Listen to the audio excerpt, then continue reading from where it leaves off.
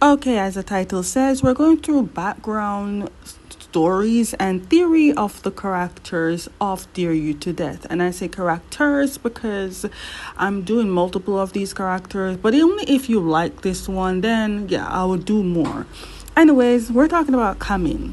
Now, we know Kamin came from America, right? It's likely to believe that Kamin was born in Thai but raised in America. Kamin is likely a well-off child because as soon as he came to Thailand, he was staying at a five-star hotel paying 180,000 baht. And I highly doubt the work that he's doing right now is paying him that much, because if it is, then Jade would probably be well off as well.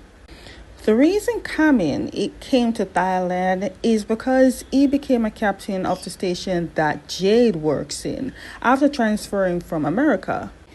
But let's talk theory-wise, which is a big assumption. What if Kamin is related to Pufai, the dead girl? Because when he was interrogating the deceased so-called quote-unquote friends, he got mostly offensive at Champ. Mainly because he heard that Champ's supposed to be the boyfriend of the girl that died, right? But he didn't show any emotions of her knowing that she died. And the fact that the father, is well off and the father is defending Champ, of course he's offensive. But here's the scary part. Two of these so-called friends have been killed using the very game they were playing, Truth or Dare.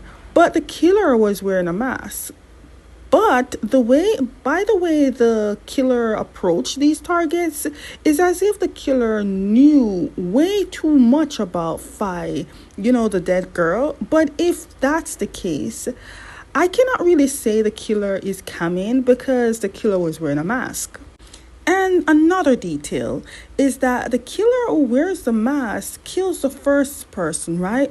But in another drama, other part of the episode, which has not come yet, is wearing a different mask, which means two person has been killed by maybe the same person wearing two different masks or two different people. Right now, we're at episode 2. So episode 2 doesn't really show much of the second mask. We just know that the upcoming episode is going to show us the second mask. Right now, I cannot tell you anything, but mostly assumption, right? Because episode 2, we can only dwell on just assumption. Now, we must remember, Kamin was staying in a 5-star hotel, right? But why did he suddenly agree to stay with Jade and his brother? Simple, because of Jade's brother. Remember, Jade's brother can lead him to something more than just what they know. He is connected to the old crime scene and the entire crime because his friend is a part of that crime that died. So, of course, he's going to stay closer to information that he needs. What's with these wolves tattoo? Wolf in this one, wolf in Goddess Bless You from Death, wolf in Me and Thee. Is wolves kind of like a symbol for something? I need to look that up. Anyways, let's talk about romantic status.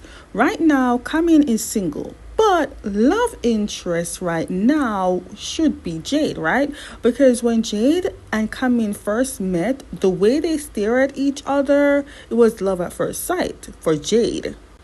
I can tell that Kamin does not dislike Jade because if we could remember, when Jade tried to seduce Kamin at the club, Kamin never pushed Jade away. It shows that Kamin actually likes Jade. He probably the one that fall for him first.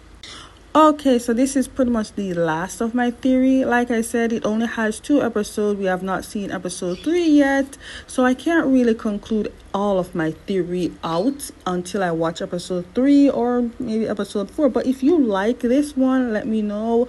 Put a like. Tell me in the comments if you want me to continue. If not, I'll just stop. Anyways, the last one, the final part of my theory. Now, for now, let's end it at this. Like I said, we only have episode 2, so we're not going to draw it out. Now, Kamin will never leave or move out of Jade's house because even if Kamin is just a captain for Jade, Kamin knows he does not know much about Thailand, but with Jade's help, he can get way more information than he can.